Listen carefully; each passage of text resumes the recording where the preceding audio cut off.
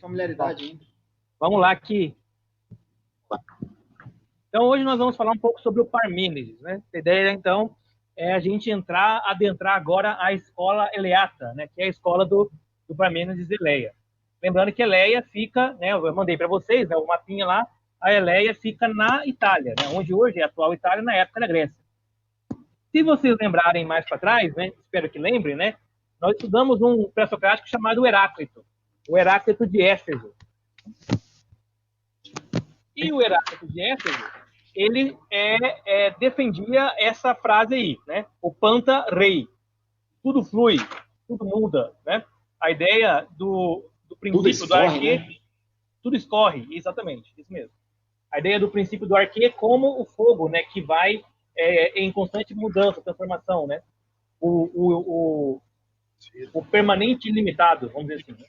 Bom, o Parmênides, ele é o personagem, né, o personagem que vai falar exatamente o oposto do Heráclito. Né? Por isso eu coloquei os dois já de começo de cara aqui. Enquanto que o Heráclito fala que tudo muda, tudo flui, tudo escorre, o Parmênides vai falar o ser é e o não ser não é. O que o Parmênides está falando é que tudo permanece. Né? Tudo tudo é. Enquanto que o Heráclito fala que tudo muda, tudo flui, o Parmênides vai falar o ser é, o ser não muda. E é o ser que nós devemos, ao ser que nós devemos dedicar a busca filosófica. Então, podemos dizer, de certa forma, que o Heráclito, quando ele fala que tudo muda, ele está olhando para uma realidade, né, para uma perspectiva da realidade, que é a transitoriedade. Né? Ou seja, o Heráclito está fazendo uso do aparelho sensível dele, da visão, audição, tato, paladar, e percebendo que a partir dessa experiência sensível, todas as coisas estão em constante fluxo de movimento, né? Em constante transformação. Não quero dizer com isso que o Heráclito é um materialista, porque ele não é um materialista. Né? A gente viu lá no pensamento do Heráclito que ele é um filósofo que está buscando a totalidade também e encarando as realidades espirituais como realidades existentes. Mas, para o Heráclito, a mudança é o paradigma fundamental do universo. E, assim, a filosofia do Heráclito é uma filosofia que observa e que tenta compreender a dinâmica da mudança. O Parmênides vai fazer o contrário. Ele vai olhar para o universo e vai falar, olha, os meus sentidos apontam para uma percepção da mudança. Mas a minha razão me leva a concluir racionalmente que nem tudo pode mudar. O que é que não muda? O Parmênides vai falar. O que não muda é o ser. E é o que faz com que eu possa dizer alguma coisa com certeza sobre a realidade. O Parmênides está dizendo, se o Heráclito está certo, não existe verdade absoluta. Tudo é relativo. Se o Parmênides está certo, a verdade absoluta deve existir. E ele vai, então, dedicar a sua filosofia a tentar entender o que é essa verdade que não muda. E é lógico que, para alguma coisa não mudar, só tem um jeito, né? Ela não pode ser matéria, não pode ser material. Portanto, o Parmênides vai abrir mão do recurso das sensações para a obtenção do conhecimento. Então, ele vai ter uma epistemologia que não é uma epistemologia empirista. É uma epistemologia mais racionalista, né? Não sei se vou usar essa palavra ainda, mas uma epistemologia que faz uso mais da noção da razão do que da noção do sentido. E aí nós temos esses dois teóricos, tá? Os dois teóricos vão permanecer juntos, vão permanecer defendendo, né, os seus pontos de vista, filosoficamente falando, até Aristóteles. É Aristóteles que vai fazer a junção dos dois, né? Que vai superar essas duas contradições que vão permanecer como uma aporia, né, até o final da era pré-socrática. O que é uma aporia? Uma aporia é algo sem solução. É quando você tem duas afirmações, as duas são corretas, mas as duas são excludentes. Isso é um paradoxo, né? Ou uma aporia. Essa aporia ela vai ser resolvida por Aristóteles, quando ele vai dizer lá, né, que a experiência informa a razão e a razão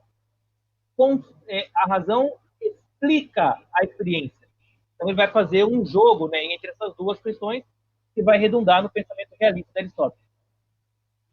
O Parmênides, no entanto, ele vai ser o mestre, né, o professor, o fundador de uma linha filosófica que vai passar por Parmênides, vai passar por Zenão de Eleia, que é o próximo que vai ver semana que vem, e vai cair lá no Sócrates e no Platão. Então, o Platão, podemos dizer, ele é alguém muito ligado ao pensamento de Parmênides. E o Platão, apesar de toda a sua genialidade, ele não consegue ainda superar o pensamento heracliano. Esse pensamento só vai ser superado, de fato, com Aristóteles, que é a primeira grande síntese da filosofia. Bom, quem era o Parmênides, então, né? Parmênides, ele é da tradição eleata, da escola de Eleia. Ele nasce em 530 a.C. e morre em 460 a.C. Lembrando que os anos estão decrescendo porque estamos chegando próximo ao ano 1. Ele vive 70 anos, bastante tempo para o padrão do mundo antigo. E os principais interesses dele é a metafísica. Então a gente vai ver que agora nós já tínhamos, né, assim, brechas metafísicas, por exemplo, com o Xenófontes, né, que a gente viu nas aulas passadas, na aula passada, na verdade, já é uma brecha, né, na crítica do antropomorfismo, da antropopatia, né, daquela construção já filosófica de um princípio divino, eterno, imutável, atemporal. Então já tinha uma brecha metafísica ali e agora o Parmênides vai abrir mais essa brecha e vai começar a construir isso. E ele constrói a metafísica por meio da ontologia, né? O que é a ontologia? A ontologia é o estudo do ser. Então, quando eu falo de ontologia, eu estou falando do que as coisas são, né? Não de como elas aparentam ser, mas de como as coisas são. E aí a ontologia vai dedicar-se ao estudo do ser da verdade, do ser da justiça, do ser da beleza, do ser da ética, do ser da correção, do ser da divindade, ou seja, tudo que é afirmado como verdade categórica pertence ao campo da ontologia, que é o ser das coisas, né? Ao invés de Heráclito, que não entendia, que entendia que não existe ser. Né? Por Heráclito não existe ser. O que existe é o vir a ser, né? É o devir. Enquanto que o Parmênides não, é para assim, Heráclito está errado nesse ponto. Heráclito não percebeu algo que está para além do vir a ser, né? Que é o ser. E o Heráclito, o Parmênides, então, vai ter como ideias notáveis, né, a noção de determinismo. Determinismo aqui já começa a construir a ideia de predestino, mas ainda não teologicamente, né? Mas um determinismo no sentido de que o mundo ele é determinado por um ser, por ser, né? Por seres, né? Que determinam o que são as coisas. Determinismo esse que vai dar origem à primeira formulação do princípio da identidade unívoca, né? Uma coisa só pode ser ela mesma, não pode ser outra coisa. E a ideia de monismo. Monismo é de que existe uma verdade, um ser, uma única coisa que dá sentido a tudo que existe. E aí estão os influenciados pelo Parmênides, né? Zenão de Eleia, que é o próximo, o Melito de Samos, que é mais para frente, o Sócrates, o Platão, o Aristóteles, o Spinoza, que já é um teórico judeu-português da Idade Média, o Nietzsche, que já é mais, né, moderno, e o Heidegger, que é contemporâneo. Todos eles estão, de alguma forma, sendo influenciados pelo pensamento de Parmênides. E todos que trabalham com a noção de ontologia. Bom, aqui eu trouxe, então, 3 livros, né? Primeiro ali, que é um livro que tem o texto de Parmênides, e vocês vão ver lá, né? Poema, fragmentos e tradição textual, né? Porque o livro, a obra de Parmênides, ela chegou para nós através de um poema que ele escreve. É um poema filosófico. Né? Então, ao invés de escrever um tratado, né, uma discussão filosófica, ele escreve uma poesia onde ele vai registrar a filosofia dele em forma poética. O livro do meio aí, ele vai falar El Canto del Filósofo, né? E tem uma imagem de uma mulher aí. Essa mulher aí, a gente vai ver já já, né? Ela é uma representação de uma deusa, a quem Parmênides vai não dedicar a poesia, mas que vai ser a musa inspiradora da poesia dele, né? Parmênides vai falar assim, olha, eu tive uma espécie de elevação espiritual, encontrei com uma deusa, a deusa Justiça, nós vamos ver já ela, e ela me levou para uma viagem intelectual, onde me mostrou 3 vias do conhecimento, os 3 caminhos para a verdadeira filosofia. E vai dedicar, então, o seu poema filosófico a essa deusa, né? Que é a deusa da justiça. E ali eu trouxe esse outro livro, que é o Relendo o Parmênides de Platão, que é uma coisa importante a gente pensar também. O Parmênides, apesar de escrever essa obra poética que sobrou para a gente, é uma obra poética, certo? Então, como toda obra poética, é uma obra que você tem que interpretar. Né? Na verdade, toda obra literária, né? Todo texto literário, você tem que interpretar. Mas, principalmente a poesia, ela tem uma flexibilidade maior, né? Uma licença poética mais elástica de interpretação. Por isso, o Parmênides que Platão vai defender, que talvez não seja o mesmo Parmênides do Zenão, o mesmo Parmênides do Spinoza, o mesmo Parmênides do Heidegger. Não é que é outro personagem. É que como a obra é uma obra poética do Parmênides, é um poema, esse poema pode ser interpretado de várias formas. Particularmente, eu acho que a forma mais correta de interpretação do poema é a forma platônica, por estar mais próximo, né? E por ser um discípulo da linha, né? Da tradição parmediana.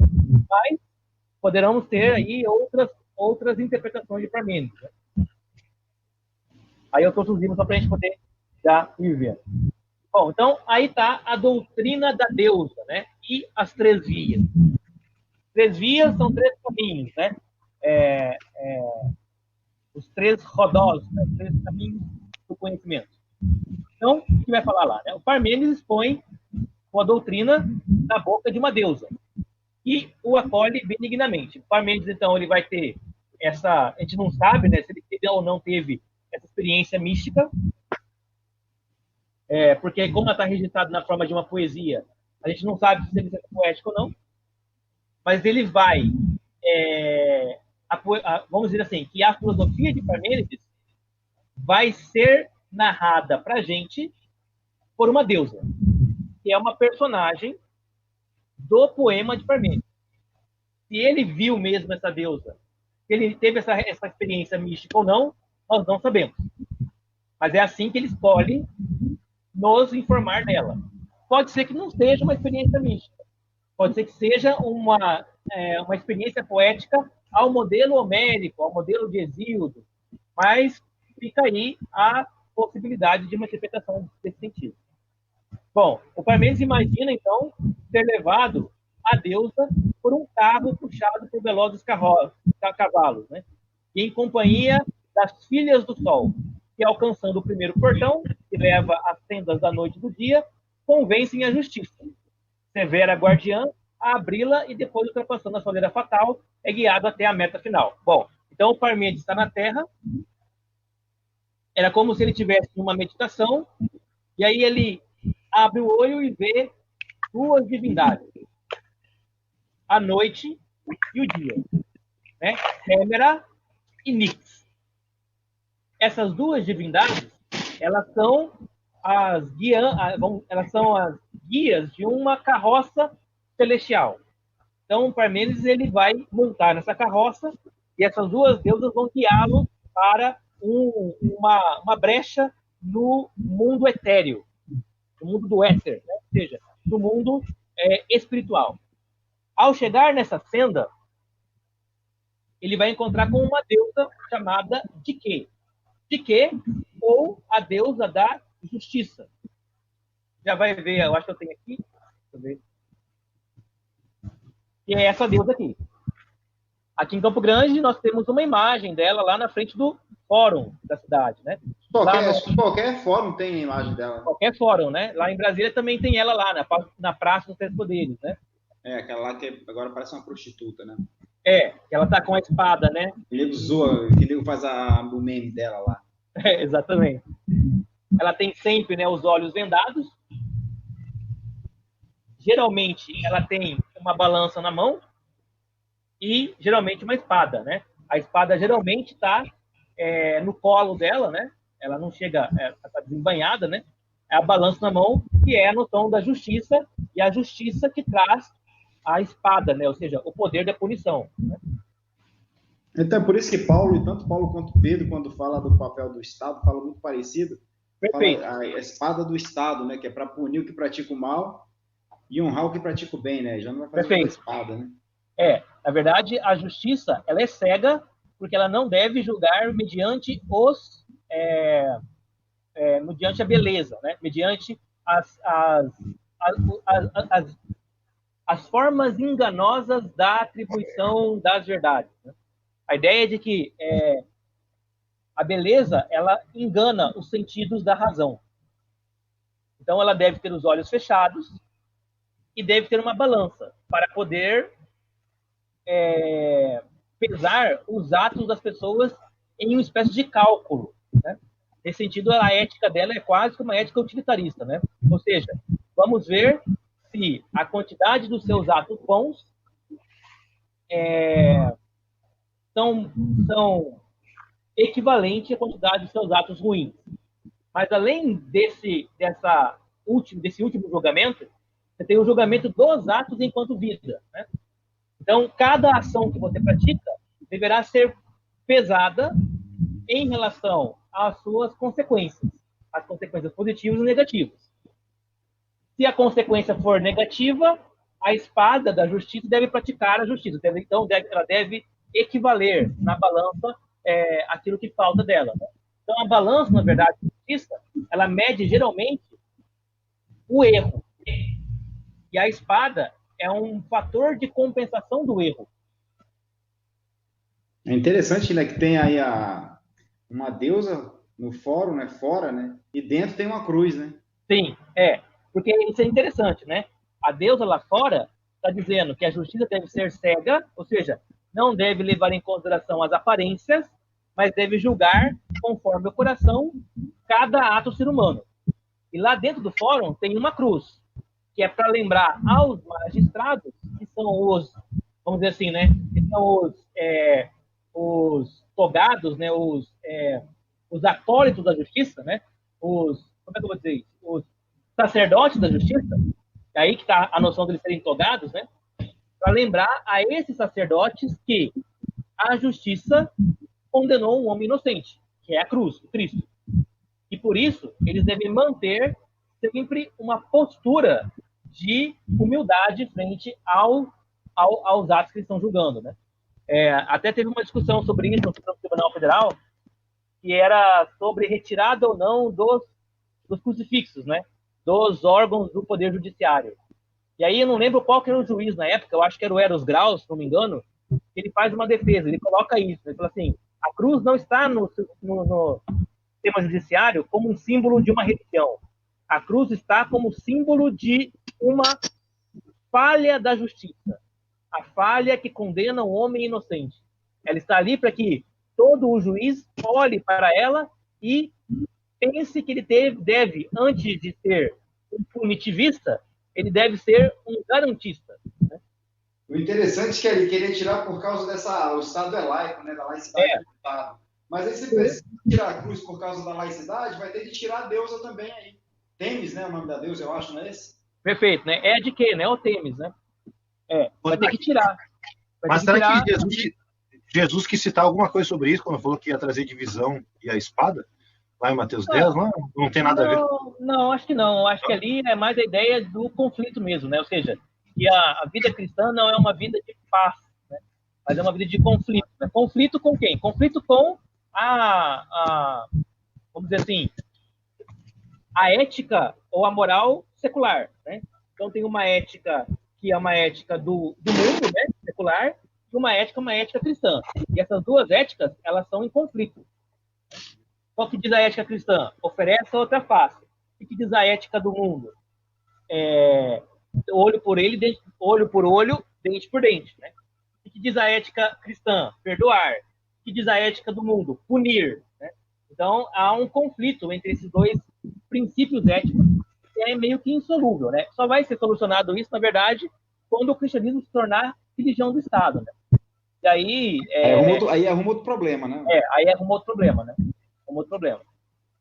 Mas é nesse sentido que eu acho, Tiago. A ideia ali é a espada tem a ver com a separação entre a moral mundana, né? A moral secular, e a moral cristã que ele está falando da espada, Zé, lá de Romanos 13 e primeira carta de Pedro, capítulo 2, se eu não estiver enganado, quando fala da espada, que o Estado usa a espada para punir o que pratica o mal? Então, não, o Tiago está falando lá de Jesus, em Mateus 10, do Evangelho, em Mateus 10. Ah, tá. Você está trazendo... Quando você traz a noção da espada, essa noção da espada, ela é ligada à deusa Têmis, ou à deusa Diki, né? Ela tem vários nomes, né? Que é a deusa da justiça. Essa deusa é a quem Parmênides está atribuindo a filosofia dele. Então, veja bem, é uma deusa que ela tem os olhos vendados. Olha só que isso aqui é importante, né? Ou seja, é uma deusa que não julga mediante a visão. Ela julga mediante a razão. E aqui ela está interpondo, né? Razão é uma coisa que está na cabeça, na mente. A visão é um órgão do corpo que está atrapalhando a razão.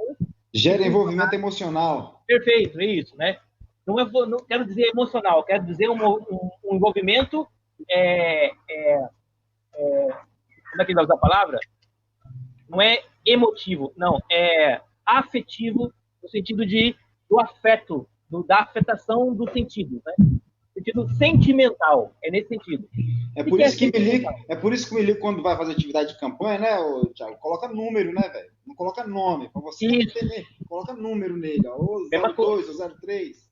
Perfeito, para não ter envolvimento emocional. A mesma coisa você faz quando você faz um concurso, e aí você tem uma vaga lá e você tem que fazer uma prova onde você não pode ser, assim, privilegiado, né, ao colocar o seu nome lá. Então, a ideia é que a banca jogadora vai analisar, por exemplo, né, isso acontece muito com seleção de mestrado e doutorado, né? Você faz uma prova escrita, mas você não pode colocar nenhum nome e nenhuma marca para a banca te reconhecer. Eles têm que julgar o seu conteúdo, né, o que você escreveu, não você como pessoa. Então, são processos, né, de eliminação dos sentidos para privilegiar o quê? Para privilegiar a razão, certo? A razão, que é o que o Parmênides quer fazer.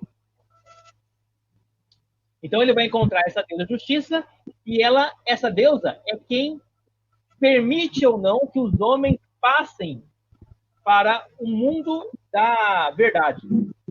Desses então, que a gente estudou aí, Isaac, deixa eu perguntar uma coisa. Desses que a gente está estudando até agora, chegando aí em Parmênides, ele é o primeiro, se não for o primeiro, me corrija, é o primeiro que começa a trazer essa ideia de Deus, né? De Deus como definindo alguma coisa, não apontando para uma única existência, mas trazendo uma ideia, eu não queria falar pagão, né? Mas, porque eu acho que ele não está falando de veneração, né? Ele está falando no outro sentido, né? Mas ele primeiro que traz essa ideia de um Deus ou uma deusa trazer um certo significado a uma determinada parte da realidade. Então, você está falando do Xenofanes, né? Não, estou falando daqui, do Parmênides, porque eu não lembro de ter visto o outro que trouxe essa ideia de uma deusa.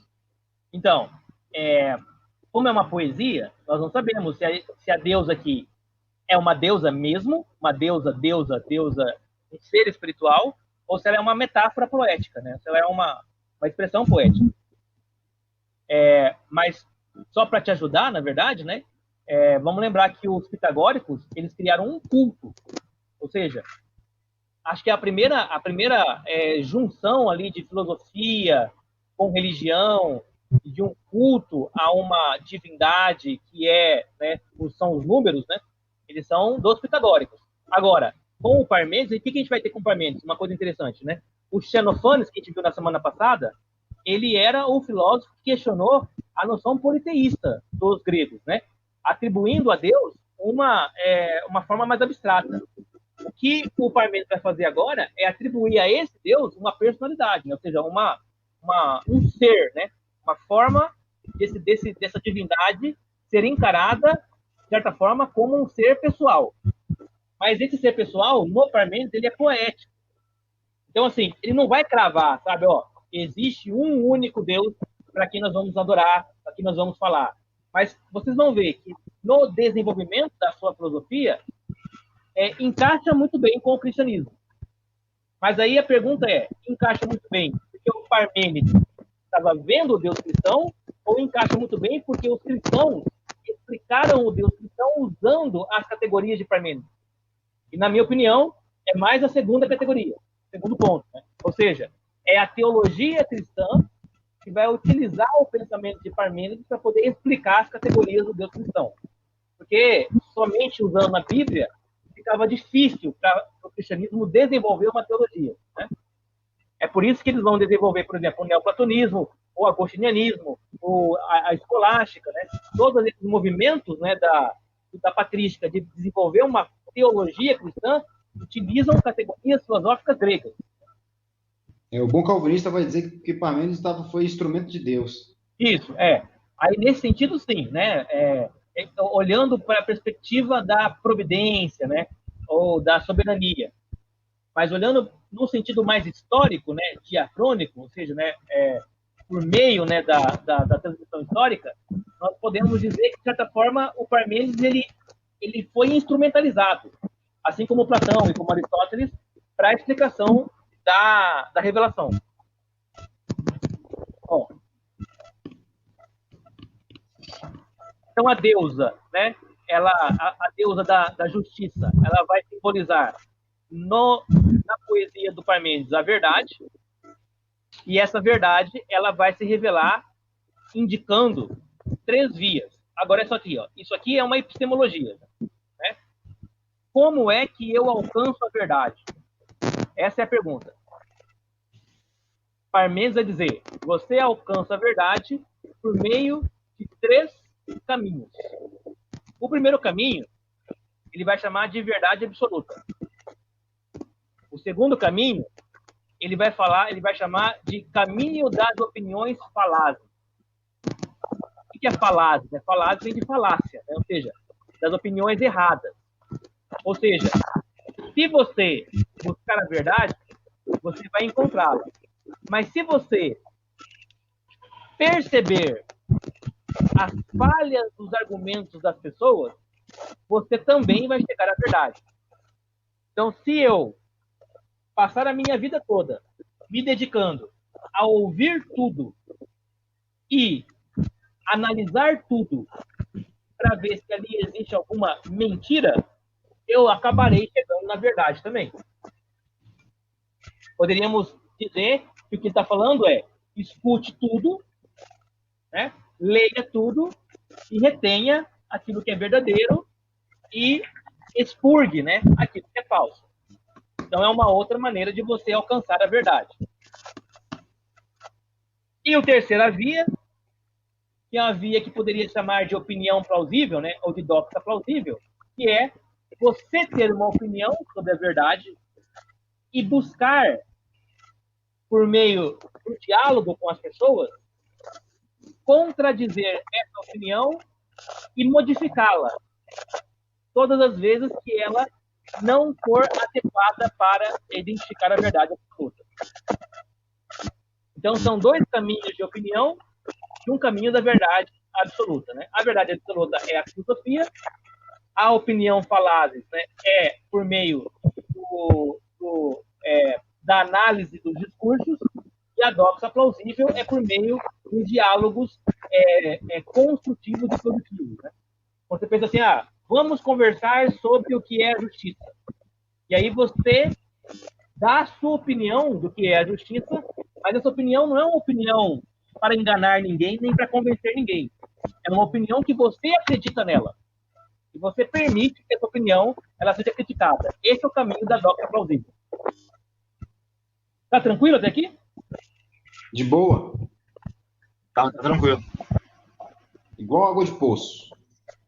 Se eu fosse falar em termos religiosos do cristianismo, né, a gente poderia dizer assim, você pode buscar a verdade absoluta na oração, ou seja, na adoração e por meio da iluminação.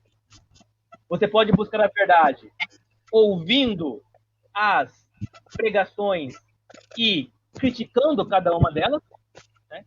Tirando aquilo que não é correto, e aí ficando somente com aquilo que é correto. Ou você pode também propor uma opinião e deixar que as pessoas possam dizer se ela está correta ou não, e dando argumentos que vão convencendo você, burilando, né, a sua proposição.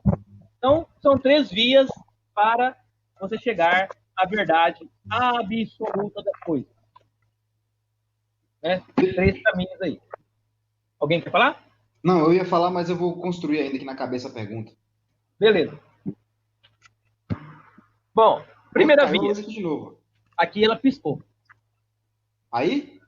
Aham. Aqui tá bem.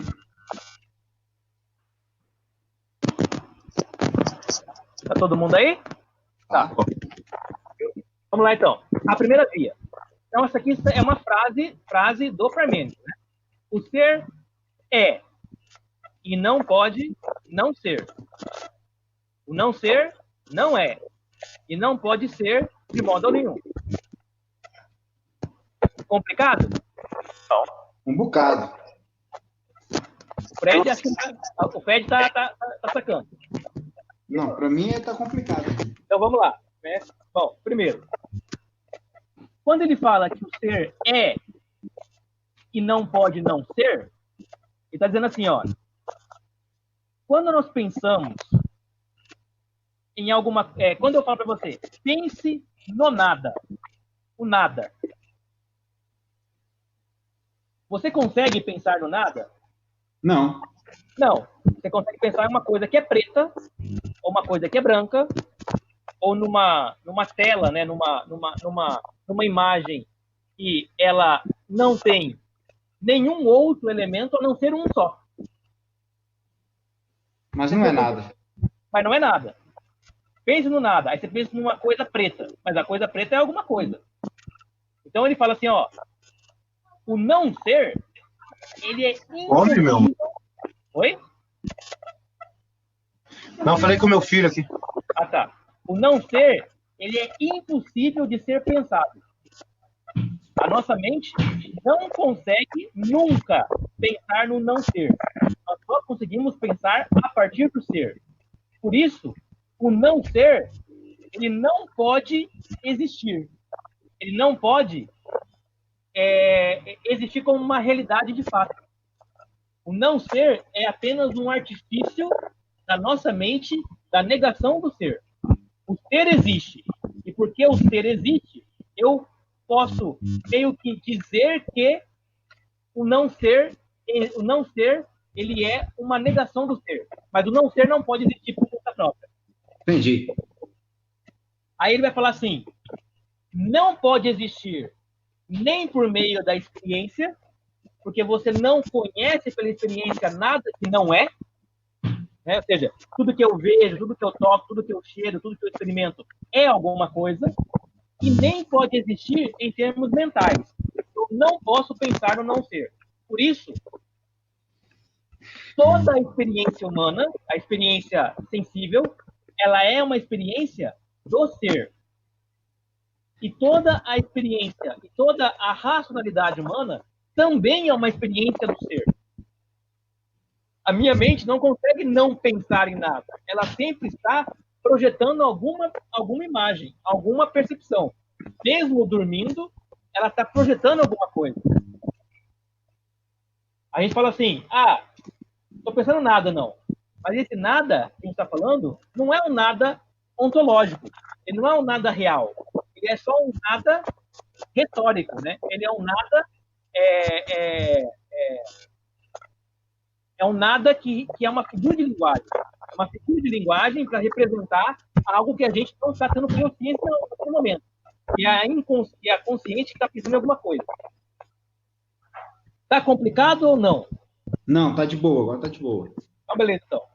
Então, ser e não ser, portanto, são tomados no significado integral e unívoco, né? Ou seja, o ser é uma coisa e o não ser é o contrário do ser. O ser é o positivo puro e o não ser é o negativo puro. Um é o absoluto contraditório do outro. Então, não dá para existir os dois ao mesmo tempo. Porque se existir o não ser como negativo puro, não é possível existir o ser como positivo puro. Se existir o ser como positivo puro, não é possível entender que exista o não ser como negativo puro. A ideia é que ser e não ser não podem existir com a mesma potência, com a mesma categoria. Ou existe o ser e o não ser é um negativo impuro, ou seja, é uma maneira somente discursiva de dizer, ou existe o não ser e daí não tem como existir nada, porque do não ser nada pode vir. Tá de boa. Portanto, Parmênides vai começar a dizer aqui, ó, a primeira via do conhecimento, que é a via da verdade absoluta, é a constatação inequívoca que a verdade ela existe como um ser unívoco, como um ser que não tem variação de negatividade dele, um ser que não tem não ser, é um ser puro, um ser que é eterno, que é imutável, que é atemporal, que é onipresente, que sabe tudo, que tem todas as verdades nele mesmo, e que ele mesmo é a pura verdade. Um ser sem variação. Isso é a noção de verdade para o Parmênides. É brabo, hein, mano? Agora eu entendi. Essa imagem aí, vocês estão vendo uma coisa que ela é a expressão do pensamento heracliano. Olhem lá, né? Você tem duas crianças, né? Aí elas ficam adolescentes, começam a namorar. Ele fica adulto, eles se casam. Eles envelhecem juntos. Uma morre primeiro e o outro morre depois.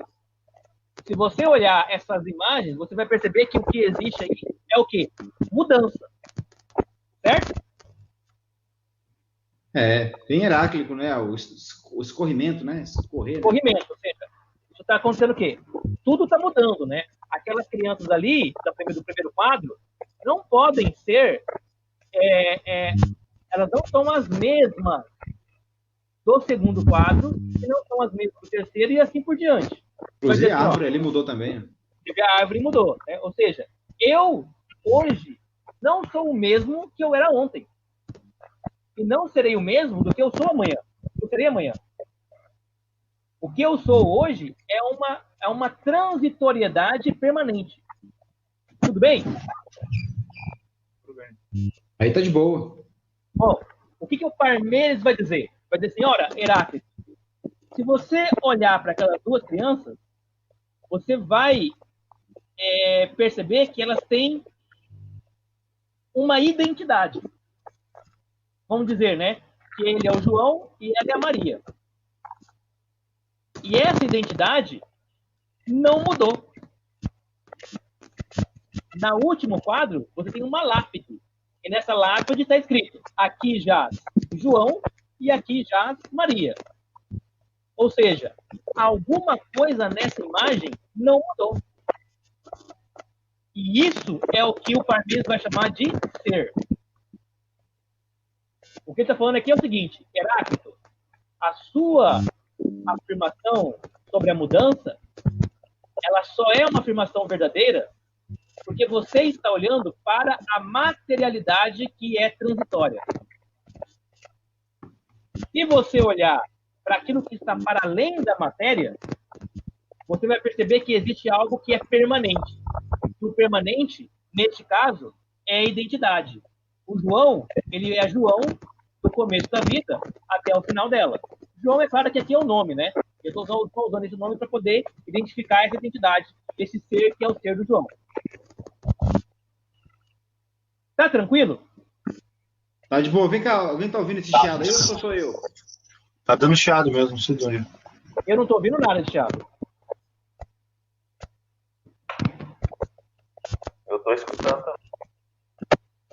Vou tentar mudar o fone aqui, peraí. Agora passou, agora parou. Eu acho que é o meu fone.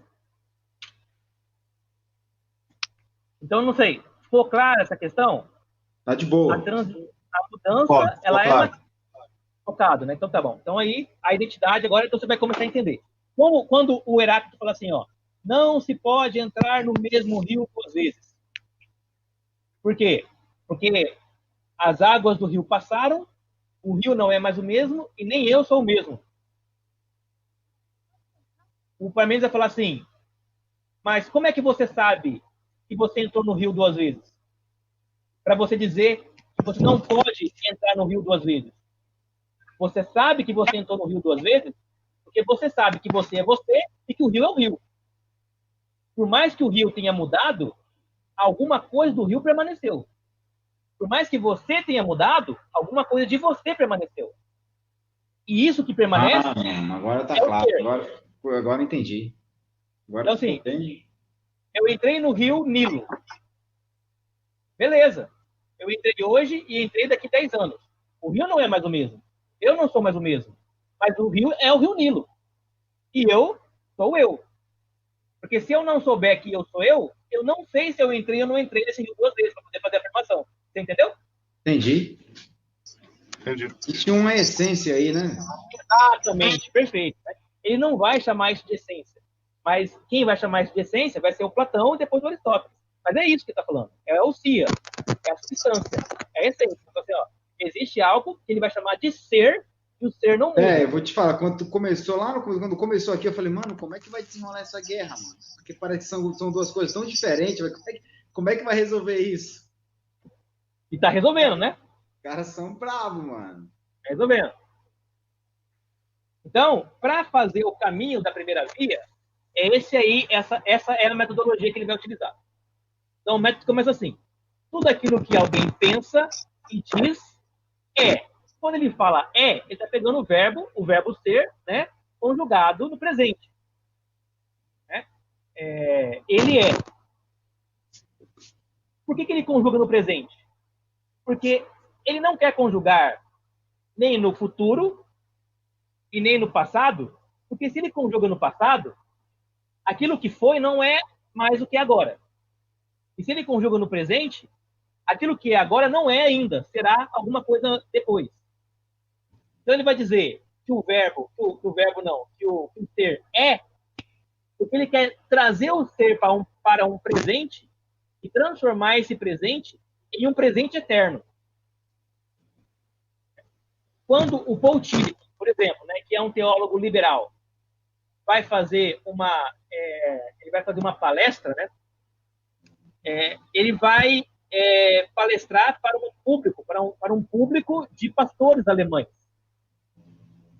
E ele abre a palestra dele com essa frase: Deus não existe. E aí todo mundo começa a ficar assim meio irritado, né, com a forma como ele começa, como se estivesse assumindo um certo ateísmo. E aí ele coloca a segunda frase: Deus não existe, vírgula, Deus é. O que o Paul Tillich está falando?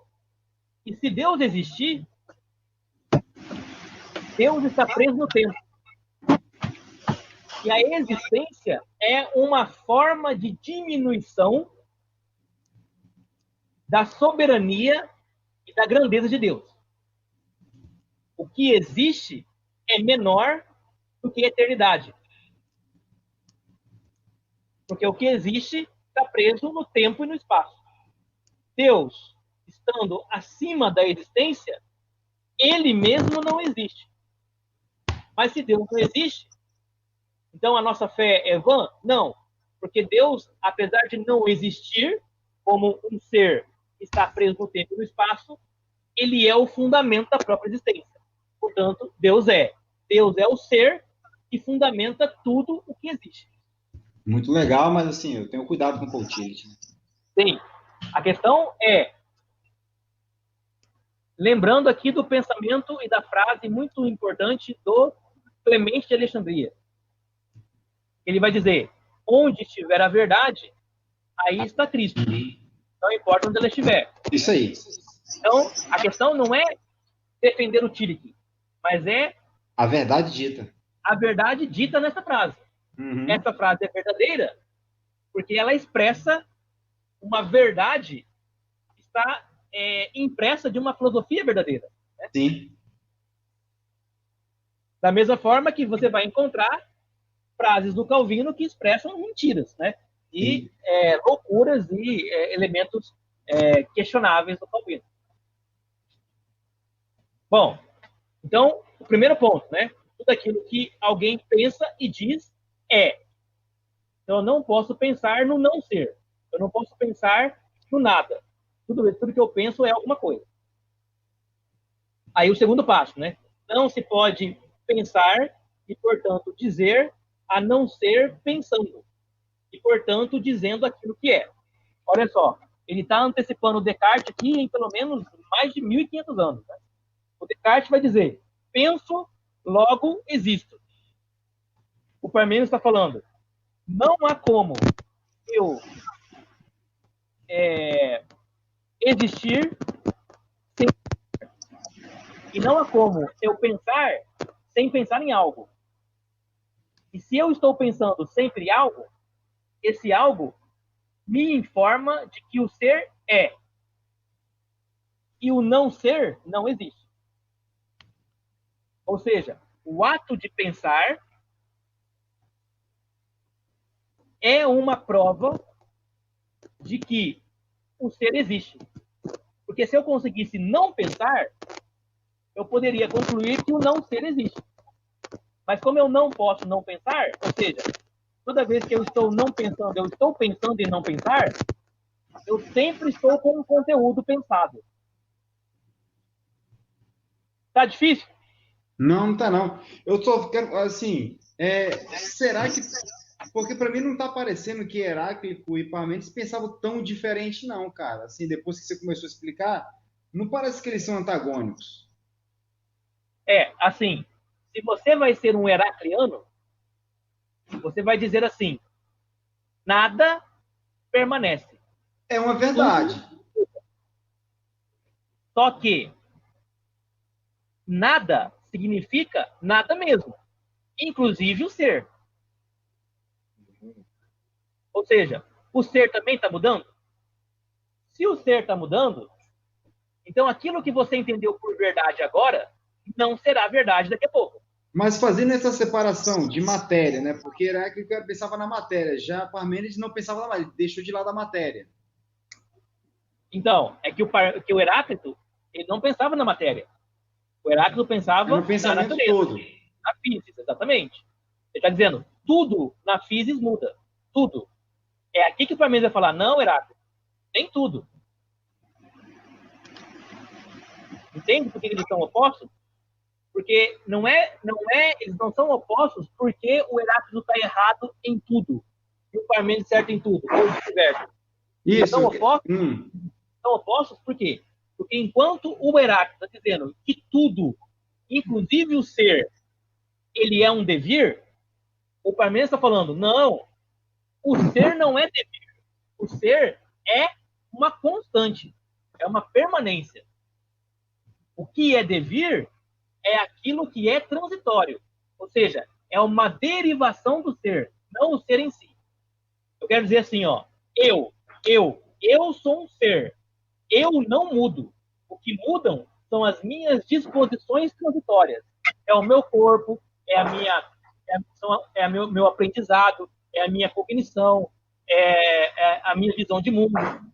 Mas eu posso olhar para uma foto minha com 1 ano de idade e olhar para uma foto minha com 18 anos, e olhar para uma foto minha com 30 anos e uma outra com 60 e falar, estas 3 fotos, elas são registros de um mesmo ser, de uma mesma pessoa. Uhum. Entende? O Parmênides, o Heráclito vai dizer, não são. Elas são o registro de pessoas diferentes. O Parmênides vai falar, não, Heráclito, elas são o registro de uma mesma pessoa. Então como você explica a mudança? A mudança é aquilo que do ser deriva a transição. Mas o ser dela não mudou, permaneceu igual em todas elas. É daí que o Parmênides vai falar, sem isso, nós não poderemos construir filosofia, porque a filosofia, que é a busca pela verdade, não poderá acontecer se você não puder afirmar a verdade de nada nunca. Não, para mim tá de boa, tá? Eu entendi a diferença dos dois, só que eu acho assim que assim, eles são. Eu não posso dizer, eu sou heracliano, não. Vamos dizer, eu tô olhando de fora. Eu vou assim, pois, os dois estão falando verdades. Sim. Os dois estão falando verdades. Eles não estão sendo. Assim, olhando, não vou dizer, não estão sendo antagônicos no sentido de que, pô, não, o Heráclito era assim tudo. Realmente, mas não era tão tudo. Já para menos, olha, não é tudo. Alguma coisa é transitória, mas não tudo. Não dá para pensar olhando de fora como que um completa a ideia do outro? Na verdade, não. Na verdade, um está criticando. Sim, eu entendi que um está criticando o outro, mas a gente olhando de fora, a gente não consegue ter essa percepção. Ter essa percepção seria incorreto, não entrando na pessoa do filósofo, para dizer, não, se eu pensar assim, eu vou estar pensando errado, porque ele não pensava assim. Mas a gente olhando de fora não dá uma ideia de complemento? Então, depende do que você está falando. Por exemplo, se você está tentando fazer uma análise da natureza... Isso, matéria, só matéria. Isso, da natureza, enquanto informações que chegam a você por meio dos seus sentidos. Porque assim, não é matéria. A questão não é matéria, Lennon. A questão é assim, ó. O que é a natureza para o grego? A natureza é tudo que existe. Certo? Sim. Como é que eu sei que as coisas existem? O grego vai dizer, por meio dos sentidos. Certo? Sim. O que os sentidos me informam é que nada que vem por meio dos sentidos é permanente. Tudo que vem por meio dos sentidos é transitório, é mutável. Por quê? Porque o que eu sinto, eu pego uma água, né? Ela está gelada agora. Ela está gelada por quê? Porque o meu corpo está quente, porque o ambiente está dessa forma, que tem uma relação de temperatura, de causalidade e tudo mais. Se eu mudar essas regras do ambiente, a sensação de frieza da água pode mudar para uma sensação de quentura. Você entra na piscina, a água está fria. O seu corpo se aclimata, a água fica quente. Ou seja, quando você experimenta a natureza por meio dos sentidos, você está sendo heracliano. Sim. Não é questão de matéria, é questão dos sentidos. Quando você experimenta a natureza, aliás, quando você pensa a natureza por meio da razão pura, né, por meio do puro intelecto, você está fazendo um exercício de Parmênides, parmediano, que é não fazer o exercício de olhar, de perceber o mundo por meio dos sentidos, mas por meio de uma racionalização do mundo, da physis, né? E essa racionalização, ela começa pela primeira via. Portanto, ela não começa pelos sentidos. Ela começa por um pressuposto puramente raciocinal, puramente mental. A sua mente precisa dos sentidos para poder projetar um pensamento. O Parmênides diz que não. Ele diz que os sentidos, eles são uma derivação da projeção do ser. Ou seja, o ser existe e depois que o ser existe, outras coisas passam a existir derivadas dele, e uma dessas coisas é o meu corpo, que tem os sentidos e que interagem com o mundo. Mas o ser não precisa dos sentidos. O ser pode ser conhecido pela razão pura. Não, entendi. Isso ficou bem claro para mim. Só pergunta o seguinte, é possível desenvolver uma filosofia tentando convergir o pensamento dos dois? O que o Aristóteles fez foi mais ou menos isso. Mas o que o Aristóteles faz é pegar o que o Heráclito diz e atribuir ao pensamento de Heráclito uma metodologia que ele vai chamar de empirismo. Né? Ou seja, é você fazer a experiência para encontrar as verdades do mundo. Aí ele vai pegar a ideia do Parmênides e vai falar, isso que o Parmênides faz é um tipo de pensamento chamado de dedução lógica ou analítica, que é quando eu não preciso mais da experiência. Eu posso deduzir as coisas só por meio da pura razão. O Aristóteles vai chamar, então, isso, né? O pensamento de Parmênides, de Heráclito, de pensamento indutivo e o pensamento de Parmênides de pensamento dedutivo. Aí ele vai falar, olha, são dois caminhos para você fazer uma análise da realidade. Mas os dois caminhos vão chegar em um ponto onde você vai ter que atribuir a noção de essência. Então, Aristóteles está falando, quem tem mais razão no final das coisas é o Parmênides. Ficou mudo, Zé. Ficou mudo. Oi, Heleno? Ficou mudo, doutor. Não tinha ouvido a última frase. Tá me ouvindo agora? Agora sim. Bom.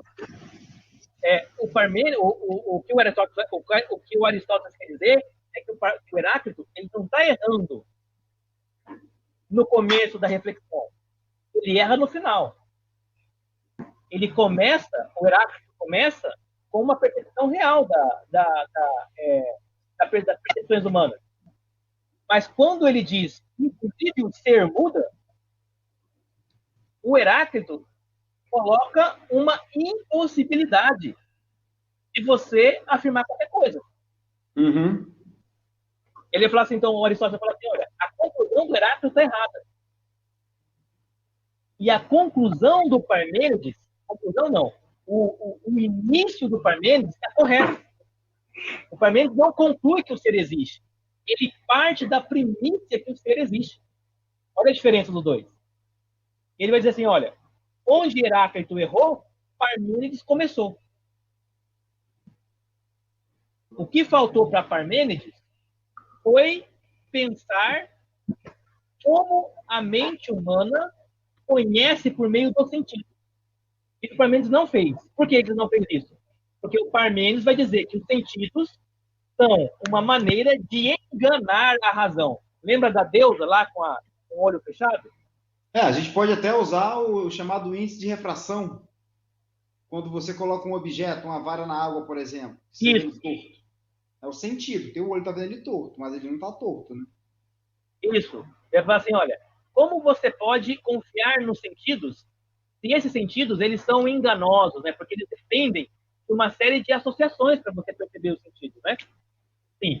Como é que você sabe que uma coisa está quente? Você sabe que outra coisa está fria, né? E a intensidade depende das suas percepções, entende? Então, os sentidos, para o Parmênides, são muito enganosos. Então, ele está desqualificando os sentidos da empiria, né, como um mecanismo de apreensão da realidade segura. Quem vai retomar essa discussão vai ser o Aristóteles. Vai dizer assim, olha, não, existe como você ter uma empiria segura. Basta que você descreva, por meio de certas categorias mentais, todas as possibilidades empíricas. E aí o Aristóteles vai construir uma tabela de categorias, que é tempo, espaço, correlação, matéria, causa, forma, que já vê depois isso, tá? Mas Aristóteles vai falar assim, ó, primeiro eu vou pensar em como o nosso cérebro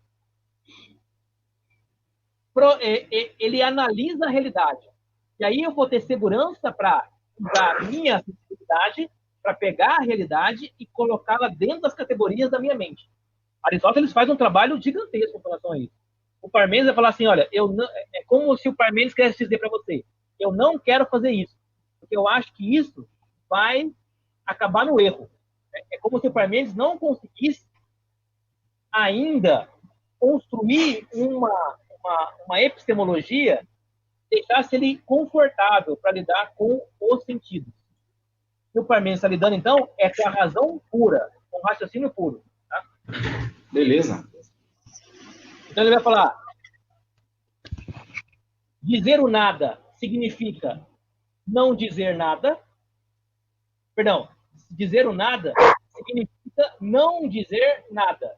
Diz assim, ó, quando eu digo nada, eu estou, na verdade, não dizendo nada. Não dizendo que o não ser existe, né? Quando eu falo, eu vou pensar no não ser. Nesse momento, eu já estou pensando em alguma coisa. Por isso, o nada é impensável e indizível. Eu pergunto para você, o que é o nada? Você vai começar a me dizer um monte de coisa. O nada é a ausência. Bom, que o nada é a ausência, o nada já é alguma coisa.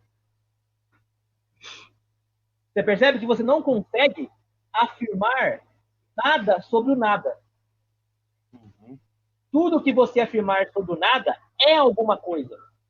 E aí ele conclui: toda vez que eu penso no ser. Portanto, pensar e ser é a mesma coisa.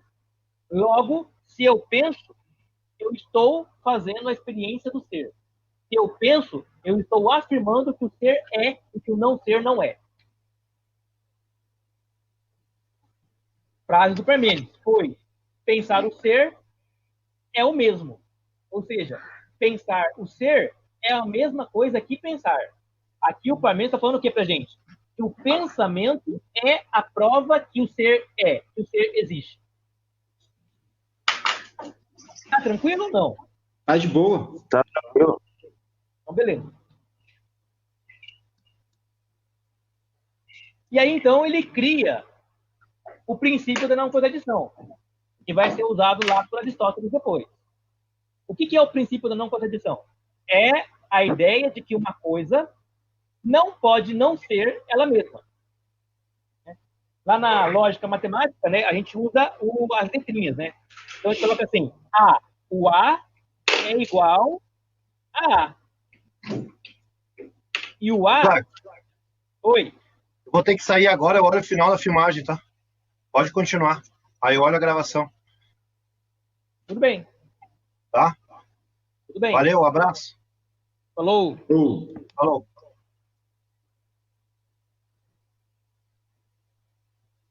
Então, continuando, né? O princípio da não contradição é a ideia de que uma coisa não pode ser o contrário dela. Ou seja, o A não pode ser outra coisa a não ser o A. A não é igual a B. A não é igual a C. A só pode ser igual a A.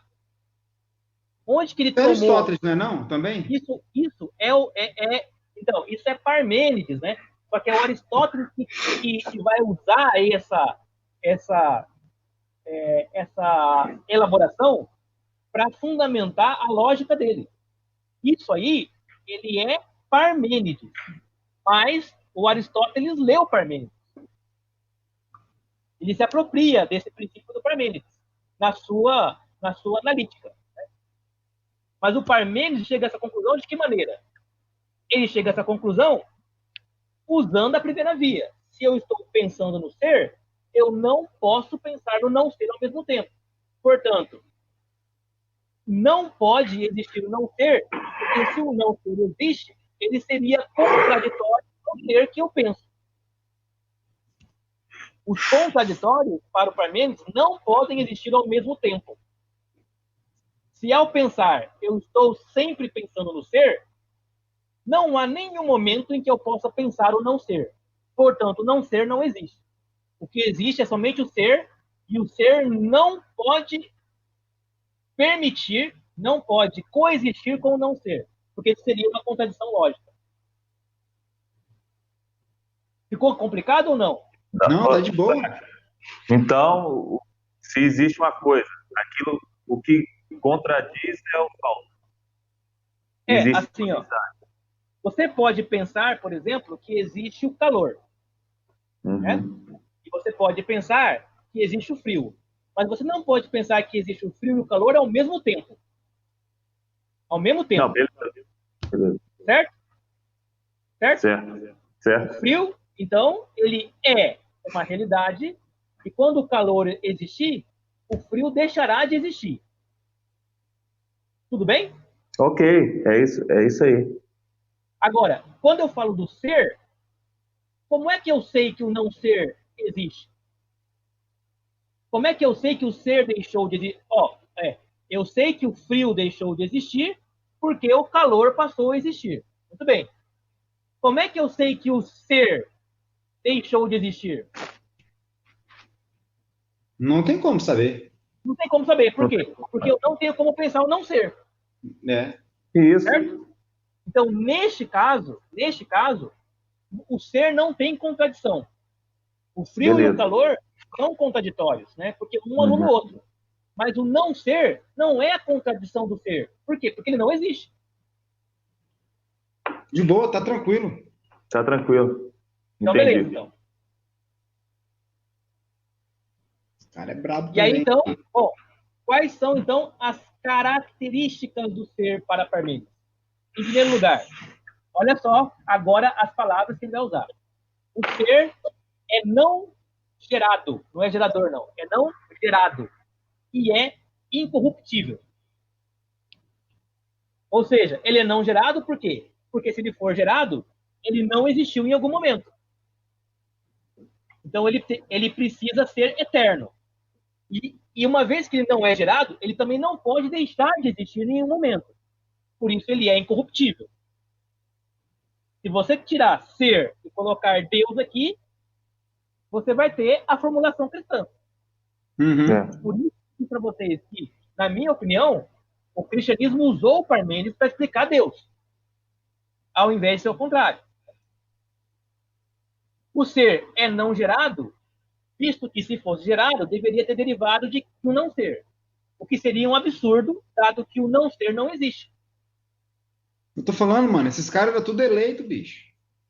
Por essas mesmas razões, também é impossível que o ser se corrompa, porque se o ser se corromper, o não ser existe. Ele não existe. Entendi.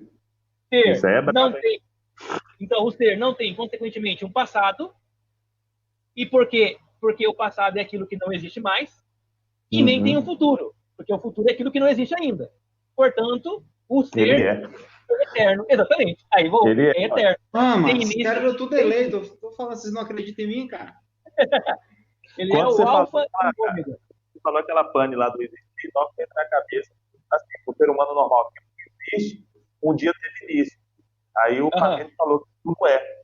Porque ele que fez. Pelo menos eu pensei assim. Né? Mas é isso mesmo, né? É isso mesmo. Então, o que o Parmênides está eliminando? Ele está eliminando a noção de tempo, certo? Isso.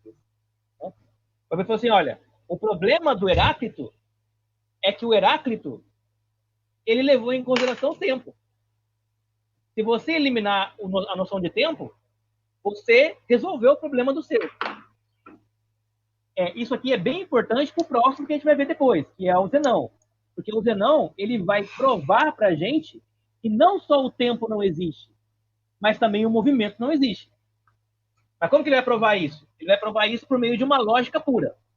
A gente vai ver isso depois, na aula que vem. Mas é bem interessante essa... Nossa, mano, eu era fã do Heráclito, cara. Agora aparece esse cara aí, velho. A ideia mas é aquilo que a gente sempre conversou, né? O método, né? Aquele esquema do método lá. Os caras vão aprimorando. Isso. O método do Heráclito é incrível. Mas não quer dizer que ele acerta sempre.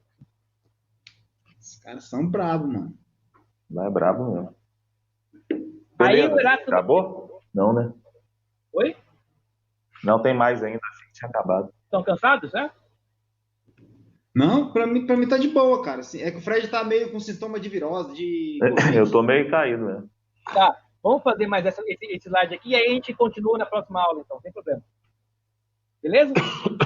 Beleza. Ó, só não passa pra cá, não. Isso é vírus, pô. A gente tá com o computador, entendeu? O computador transmite vírus, entendeu? Não é o corona, não. Olha lá. Então, quando você elimina a noção de tempo, né, você elimina a noção de mutabilidade e também elimina a noção de espaço. Olha só que interessante isso aqui. Como é que eu sei que as coisas ocupam um lugar no espaço? Existe uma relação muito forte entre espaço e tempo, né, cara? Exato. Uhum. Se eu não tiver tempo, eu não tenho como ter noção de espaço. Porque assim, ó, eu coloco a minha... aqui, eu tô com uma caneta na mão. Eu coloco a minha caneta em cima da minha mesa. Como é que eu sei que a minha caneta está ocupando um lugar em cima da minha mesa? Porque neste momento do tempo, eu coloquei a minha caneta em cima da mesa. Eu acabei de tirar a minha caneta em cima da mesa. E eu sei que agora ela não ocupa mais esse espaço, porque neste novo tempo a caneta não está mais em cima da mesa. Se eu não tenho a noção de tempo, se eu não tenho, se o tempo é eliminado, a caneta ela vai estar em cima da mesa e não estará ao mesmo tempo. Eu não tenho mais como saber se a caneta está ou não estava lá. Por quê? Porque eu eliminei o fator tempo. Ao eliminar o fator tempo, eu elimino a minha percepção de espaço. Portanto, tudo o que estará sempre no mesmo lugar. Por quê? Porque não haverá um momento em que ele não estará. E nem um momento que ele não esteve. Porque não há mais tempo. Entendi, mano. Então, se o ser não tem tempo, o ser também não pode ter espaço. Parece até versículo bíblico, mano. Mas, se o ser não tem um espaço, o ser, ele não tem uma existência. Portanto, ao invés do ser ter um espaço, o ser terá que ter todos os espaços. Uhum. Daí a ideia do ser onipresente. Ou seja, ele tem que estar em todo lugar ao mesmo tempo, eternamente. E não haverá nenhum lugar onde o tempo não está, perdão, onde o ser não está. Porque se houver um lugar onde o tempo não está, você tem o não ser. Show. Então, se o ser é imutável, o ser também é imóvel. Ele é eterno, não gerado, incorruptível, imutável e imóvel. Isso é o ser. É a essência das coisas. O ser, ele vai dizer, é todo igual. Então, agora você imagina aqui. Você imagina o ser, aí o Heráclito vai dizer que o ser, ele é como se fosse uma esfera. Perdão, o Heráclito não, o Parmênides, né? O ser é como se fosse uma esfera. Ele tira essa ideia da esfera do pensamento pitagórico. Porque para o pensamento pitagórico, a esfera é a forma geométrica mais perfeita. E é a forma geométrica do infinito, né? Ou seja, não tem começo nem fim, certo? Então você pega a noção da esfera aqui, e aí você me diz assim, em uma esfera, né? Onde é que nela tem mais ser e onde nela tem menos ser? Não dá pra você falar. Tudo. Tá? Então, o que o ser é? O ser é um todo igual. O ser, ele não é uma mistura de nada. O ser é uma coisa absolutamente pura, supremamente pura, imutavelmente pura. Não há nenhuma variação no ser. Olha que o credo também bebeu nessa fonte, hein? Os credos aí. Exatamente. É por isso que eu falo para você, que eu acho, a minha opinião é que os autores do credo, os autores de Nicéia, eles são leitores de filósofos como Parmênides. Porque, para mim, está muito claro que o Parmênides veio antes e que esse pensamento de Parmênides não está claro na Bíblia, mas está claro na teologia cristã. Na teologia cristã está bem claro. Né? Na Bíblia claro. ele é meio ainda nebuloso, assim. Mas na teologia cristã está muito claro, né? Por quê? Porque a teologia é uma forma de explicação racional. E a Bíblia não. A Bíblia não é uma forma de explicação racional. É uma forma de transmissão de uma tradição, né? A Bíblia é a transmissão de uma tradição. Não é uma explicação racional. A teologia é uma explicação racional que se transmite também por meio de uma tradição. Por isso, na hora de explicar essa tradição, a mente humana precisava utilizar categorias filosóficas. E as dos gregos era que encaixava melhor. Né? Assim, mas pegando, Zach, a parte do ser, teologicamente não, mas se a gente colocar o ser como Deus, ele é como tudo que Deus é, onipresente, onipotente, onisciente, tudão. Mas você entende que quando você está falando isso, está explicando Deus? Quando ele está falando o ser? Quando você está falando isso, Deus é onipresente, onisciente. Você está explicando Deus para mim. Entendi. Tá Deus. Ou seja, você está usando instrumentos da sua razão para transformar aquilo que era, na Bíblia, um testemunho vivo em uma explicação racional. O que o Parmênides faz, né? Ele que explica é o que racionalmente. Não há nenhum problema de você explicar Deus racionalmente. A questão é que, na Bíblia, isso não é assim. A Bíblia não tem nenhuma pretensão em explicar Deus racionalmente. A Bíblia tem a intenção de transmitir para você uma experiência. Aquilo que vimos, ouvimos e vivemos. Né? Isso que a Bíblia é. A teologia, ela é um esforço de dizer, olha, aquilo que vimos, ouvimos e dizemos, e vivemos, é isso aqui que eu vou te explicar agora. Agora, olha só, né? O Parmênides vai dizer também que o ser é limitado e finito. Aí parece meio zoado agora, né? Limitado e finito. Mas agora quebrou, hein? Agora quebrou aqui a parte da teologia. Mas por que ele diz que o ser é limitado e finito? Porque Parmênides vai dizer assim, se o ser for ilimitado e infinito, ele não pode ser completo e perfeito. Porque uma coisa que é ilimitado, ele não tem completude. Porque uma coisa que é infinita, ela não pode ser perfeita. Por quê? Porque o infinito, ele leva sempre a perfeição a algo mais distante.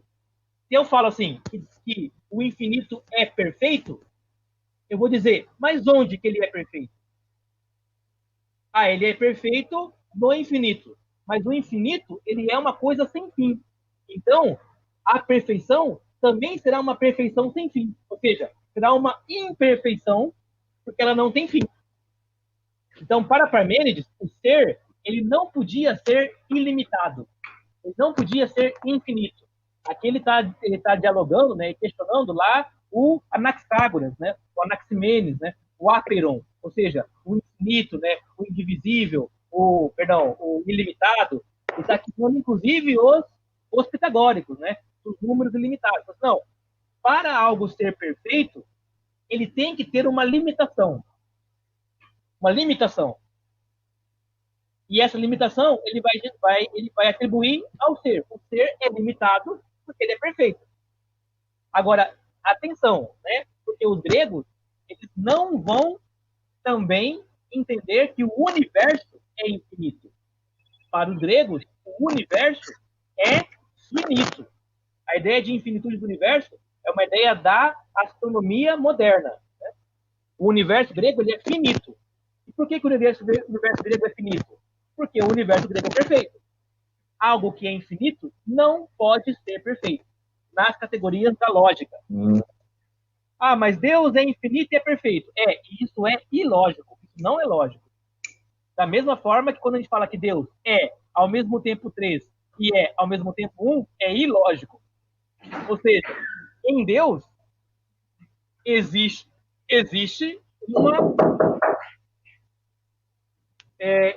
uma aporia na lógica. Existe uma contradição lógica.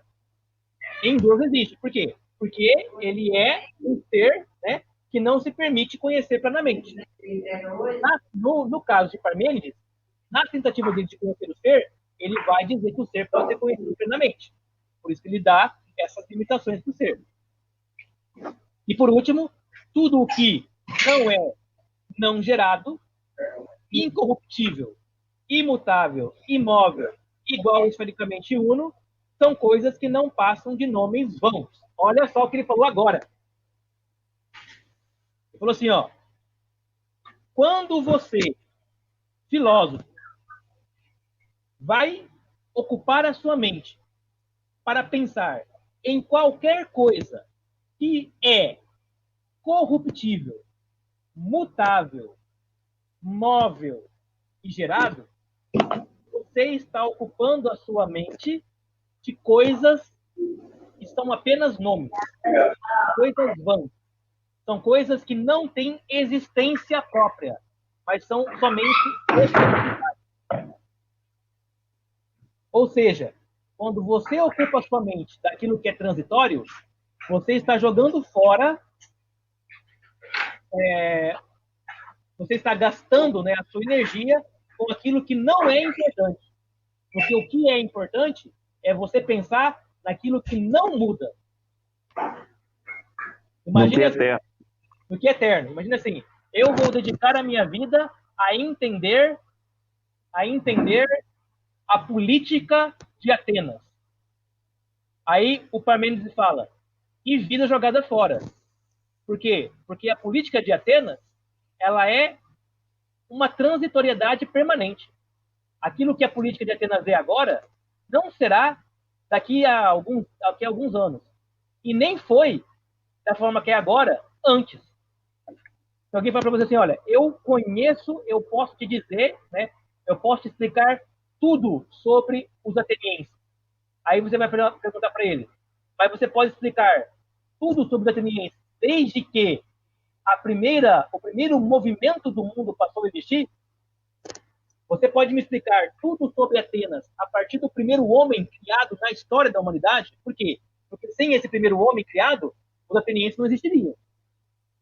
E você pode me explicar tudo sobre os atenienses, inclusive aquilo que não foi ainda pensado sobre os atenienses? A resposta é não, certo? Você só pode pensar sobre os atenienses dentro de um recorte. Daqui até aqui. Então, o Parmênides vai dizer, quanto esforço jogado fora. Se você usasse esse esforço todo para entender aquilo que é imutável, você estaria, de fato, podendo afirmar alguma coisa que é verdade sempre. Era e sempre será.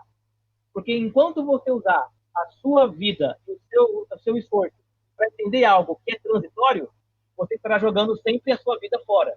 Porque o que é transitório vai passar e aquilo que você entendia como verdade também vai passar. O Lennon, que gosta muito do Olavo, né? O Olavo fala, passei 20 anos da minha vida estudando o Brasil. E aí, daqui a 10 anos, o Brasil mudou. E aquilo que o Olavo escreveu já não é mais a mesma coisa. Uhum. O que o perfil coletivo registrou é um Brasil da década de 90. E o Brasil de 2020 é outro Brasil. Então, para mim, oi?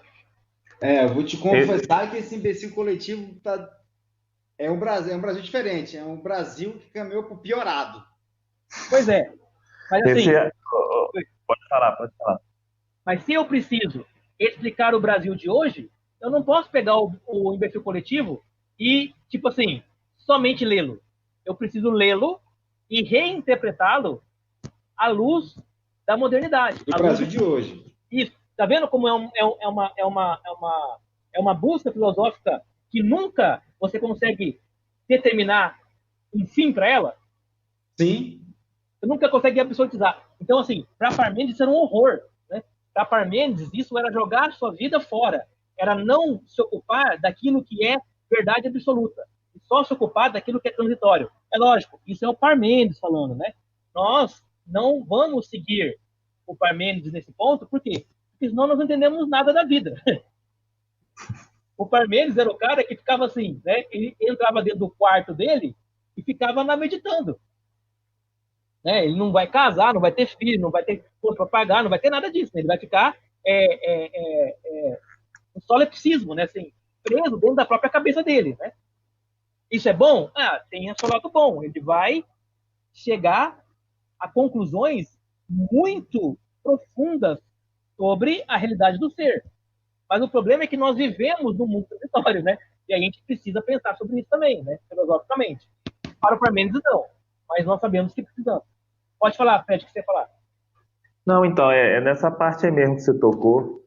Tipo assim, na minha concepção aqui, o que eu estou entendendo é que não é coisa fútil, assim, o que ele está pensando. Essa parte de transitória. Por exemplo, aí eu ia linkar e até te perguntar aquela parte do cristianismo lá. A própria Bíblia fala, acho que você pegou dessa fonte aí do planeta, de coisas transitórias. A gente está lutando com transitórias aí atrás do que é eterno. Isso. Entendeu? Eu não sei de qual livro que fala, mas é nesse sentido aí que eu estou entendendo. Faz um sentido. Assim, não pensar a vida. Não pensar coisa boa para a história. Não de ficar aí guardado dentro do quarto e tal. Mas não. Daí buscar coisa que presta. Pelo menos é o que eu estou entendendo do planeta. Sim. Esse é o caminho aí, Fred. Mas a pergunta que eu faço para você é assim, ó. Quando você escuta o Parmênides falando, né, não te dá a impressão de que ele vai ser tipo um monge que mora no monastério? Então, não, é isso que eu tô espantado. Eu não consigo ver ele assim desse jeito, não. Então. Porque assim, ó, se você é um Eu, monge que... Oi. então, eu vejo ele diferente. Vejo um cara, pode ser até um monge, mas um monge ativo, entendeu? Que tá tentando desvendar esse mistério aí da cultura dele lá, do ser, do não ser, de trazer alguma coisa que presta, sei lá. Pô, mas Certo. ele ia ter que ser muito bichão, mano, porque o cara se envolver com afazeres de um lugar mais agitado, eu acho que proporciona para ele muito menos potência de conseguir desenvolver uma ideia do que ele tá num lugar como mais afastado, isolado, entendeu? Só pensando. Mas ele não vivia no meio do bichão. Essa é a questão também, entendeu? A cultura dele, todo o ato prosperity em volta dele, beneficia ele a viver desse jeito, a mesma coisa que a gente fez lá na época. Só que a gente ia tentar trilhar o caminho que a gente, por exemplo, se eu gostasse de filosofia, aí eu ia trilhar entre os melhores. A gente não sabe como é que os caras viviam lá, né? Assim, de fato mesmo, no dia a dia. Por exemplo, a gente sabe que Homero escreveu, é tipo isso que eu tô tentando... Eu entendi que ele pode ser um monge, mas, por exemplo, assim, não que ele ficava trancado, sei lá. Não é assim, não. Mas só para você entender, olha só, por exemplo, quando a gente pensa no Sócrates, né? O Sócrates é o cara que ele tá o tempo todo andando na rua. Ele tá o tempo todo no mercado, ele tá nos banquetes, ele tá conversando com as pessoas, ele tá jogando futebol, sabe? Ele tá jogando, ele tá vivendo a vida dele, assim, ó, vivendo a vida com os amigos dele. O Sócrates é o cara que ele tá assim, no fluxo da vida, certo? O Parmênides é o tipo do cara que ele prefere, vamos dizer assim, né, o afastamento. Ele prefere viver longe da agitação, por entender que a agitação ela leva a mente dele a se ocupar de coisas transitórias.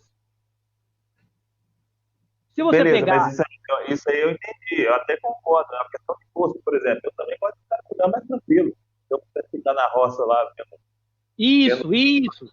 Tranquilo. Mas isso não me impede de estar minha mente pensando, raciocinando, entendeu? É isso que eu tô dizendo. Não, perfeito, é isso mesmo. Assim, você vai eliminar ao máximo que você conseguir, né? Daquilo que te traz prejuízo para isso, né? Identidade. Aquilo que gasta o seu tempo, gasta assim a sua. Mas é isso aí. Se você, por exemplo, né, vive uma vida de oração, por exemplo, ao invés de ver TV, eu prefiro orar. Ao invés de jogar futebol, eu prefiro orar. Ao invés de, sei lá, ler um livro, eu prefiro orar. Você está fazendo um processo, né, tá trilhando um caminho, né, que é um caminho de mergulho dentro de si mesmo. Então, aquilo que não é transitório para mim, no caso. Exatamente. Então, é isso que eu estou entendendo, mas eu só estou sendo ativo naquilo que eu acho que é eterno, eu acho que é isso que ele pensava. Agora, se eu vou jogar no futebol, se eu vou ter um filho, se eu vou fazer uma viagem, essas coisas são todas coisas transitórias. Né? Pode pensar assim, ó, você gosta de viajar, por exemplo, então você vai lá para a Europa, né? Você foi para a Europa no ano passado, você foi para onde mesmo? Para a Itália, né? Escócia. Então, você foi para a Escócia, você foi para a Inglaterra. Você foi, e aquilo passou. E tudo aquilo que você... todo o dinheiro que você juntou, todo o esforço que você teve, foi para ter uma experiência que passou. Você entende? Beleza. Eu também acho que isso é transitório.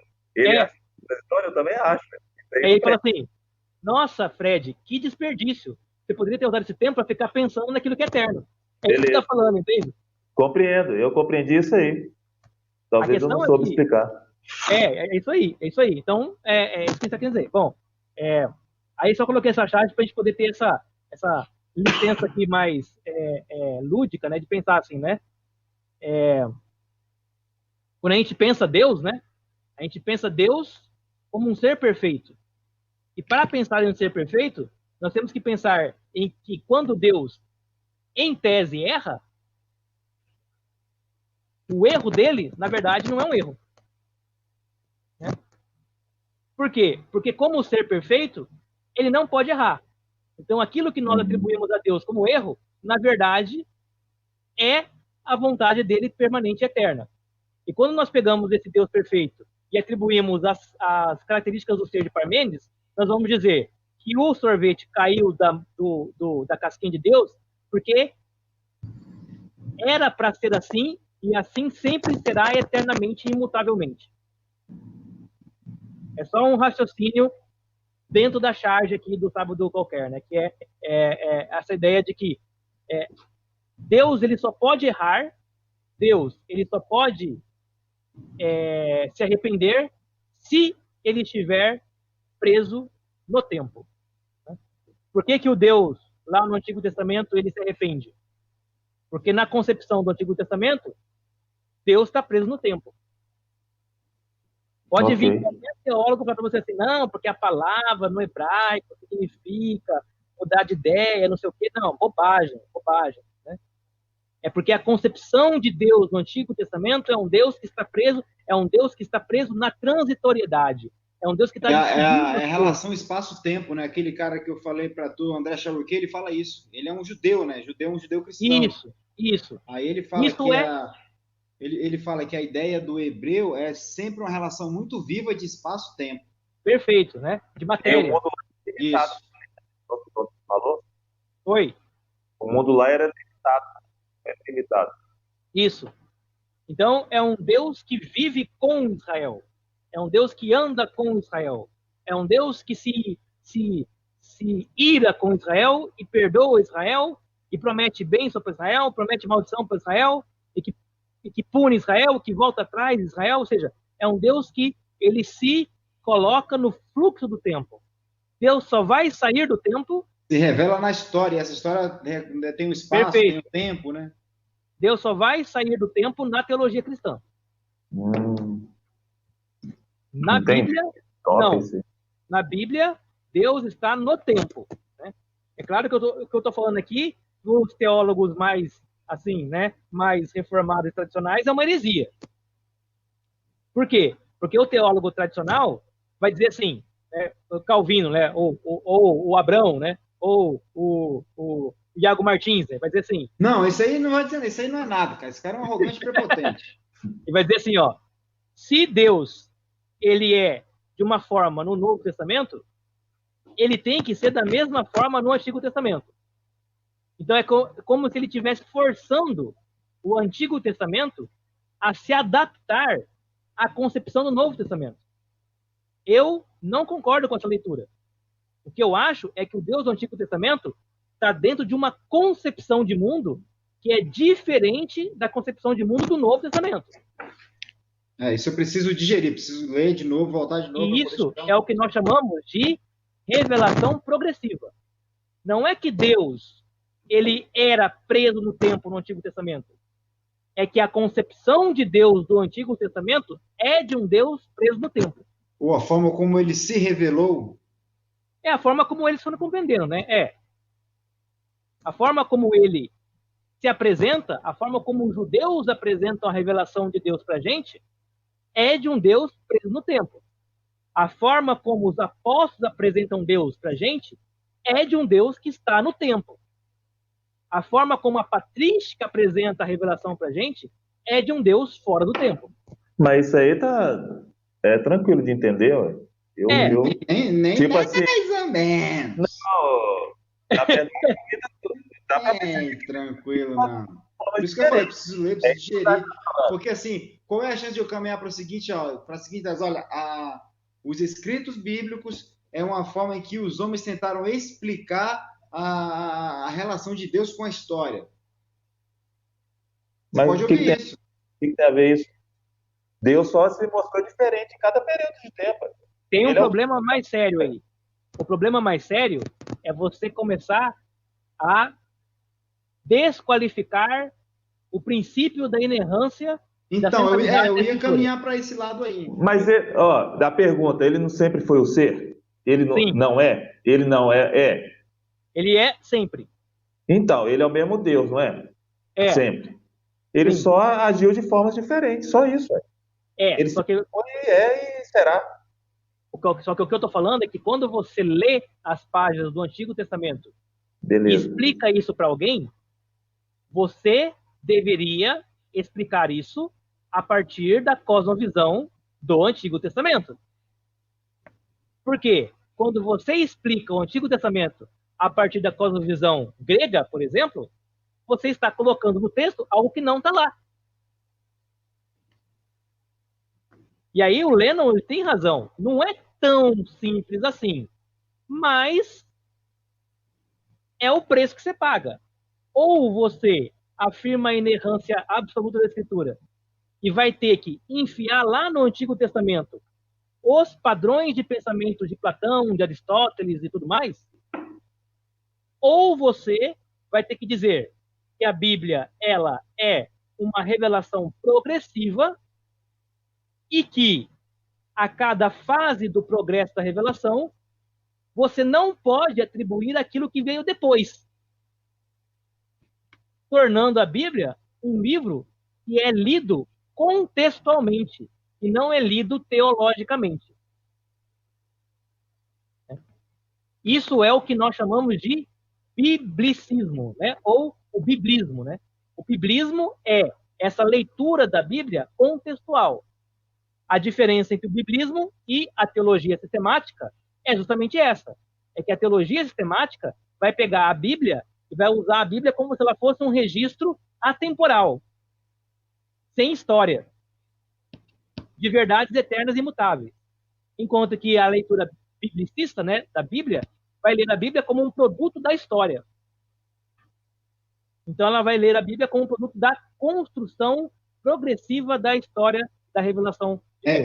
O meu problema nessa segunda frase, que você na Bíblia é uma construção da história, é que pode passar a ideia de que a Bíblia é um livro em que homens escreveram tentando buscar explicar a existência de um Deus que os guiava. Sim. E se isso for uma verdade, ela não é aquilo que Deus queria que os homens soubessem acerca dele. E aí eu coloco em xeque a inerrância e a infalibilidade. Exato. Você vai colocar em xeque a inerrância absoluta e total da Bíblia. Sim. Né? E você vai ter que construir, então, teologicamente, uma outra explicação, um outro conceito para o conceito de inerrância. Por isso... E é chamado de inerrância dinâmica. O que é a inerrância dinâmica? É que a cada fase do progresso da revelação, ela era verdadeira. Mas como ela é dinâmica, ela vai se aperfeiçoando. Ou seja, não é que ela estava errando, é que ela estava acertando dentro das possibilidades do acerto daquele momento. É como se você estivesse tentando enxergar um elefante, aliás, tentando entender o que é um elefante sem poder ver o elefante. Então você vai tocando em pedaços do elefante, parte por parte. E depois de tocar no elefante todo, você diz a reconstrução do elefante mentalmente. O elefante é isso. Mas enquanto eu estou experimentando o elefante, eu só consigo saber que ele tem uma pata, que ele tem uma tromba, que ele tem uma orelha, que ele tem um rabo, um pedaço de cada vez. Eu dizer que o elefante é uma tromba não é errado, mas também não é certo. Porque o elefante não é uma tromba, mas ele é também. Mas isso que eu digo, não é...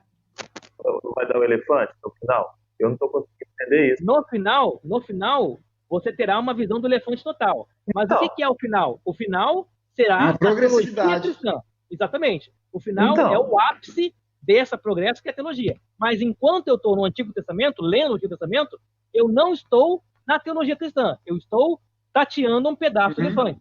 Você entendeu? É nesse sentido que a revelação é precisa. Pra gente agora, como a gente está vendo agora o elefante, a gente está vendo o elefante. Você está vendo o elefante. Mas quando você vai ensinar, aqui, eu vou te ensinar Gênesis. Uhum. Você vai ensinar Gênesis a partir da visão total do elefante ou a partir da visão da parte do elefante? Eu compreendo isso que você está falando. Mas como eu já não conheço o elefante, os povos antigos estavam tentando tatear o rabo, tatear a orelha, tatear o nariz, para comprar que era um elefante. É isso. Eu digo que não é simples, porque a perspectiva A perspectiva, por exemplo, dos judeus levados cativos para a perspectiva em toda a jornada deles era de um Messias. Quem deles viu o Messias?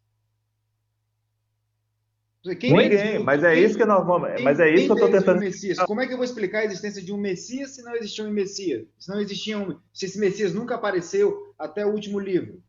Você vai explicar a existência do Messias dentro de um texto do Antigo Testamento na perspectiva do judeu que esperava o Messias. Sim, eles esperavam uma pessoa física, um rei que fosse dominar, governar. Então, a percepção era essa. Por exemplo, o servo sofredor de Isaías não é Jesus. O servo sofredor de Isaías é uma pessoa que os judeus esperavam que nascesse ali, até na época deles. Uhum. Beleza. Agora, quando Mateus... Será que até para Isaías não pensava assim também? Provavelmente. Isaías pensava, ou seja, Isaías está pegando uma tromba do elefante. Ele falou assim, para mim, o servo sofredor é esse rei Josias que vai vir aqui, ó. Esse cara aí, né? Aí, lá na frente, você pega o texto de Isaías e aplica a Jesus, no Novo Testamento. Bom, então eu entendi que agora eu juntei tromba, perna e corpo. E entendi um pouco melhor do elefante. Agora, aí depois eu pego lá a teologia cristã e vejo o elefante inteiro. Mas eu não posso dizer que Isaías está falando de Jesus. Não, beleza. Isso aí eu compreendi. Eu posso dizer que o autor, por exemplo, que o autor do Novo Testamento, ele entendeu que aquilo que Isaías estava falando era referente a Jesus. Mas eu não posso dizer que Isaías estava pensando exatamente nisso. Então, mas onde entra a inerrância aí? Todo esse desenrolar que a gente fez agora. Eu não consigo compreender onde que entrou a inerrância. Se a gente achou que era o elefante... O problema da inerrância é que, quando você está explicando o Antigo Testamento, você está admitindo que o autor do Antigo Testamento não tem todas as verdades. Ou seja... Não, ele tem uma percepção que ele vai encontrar o elefante, mas ele não encontrou totalmente.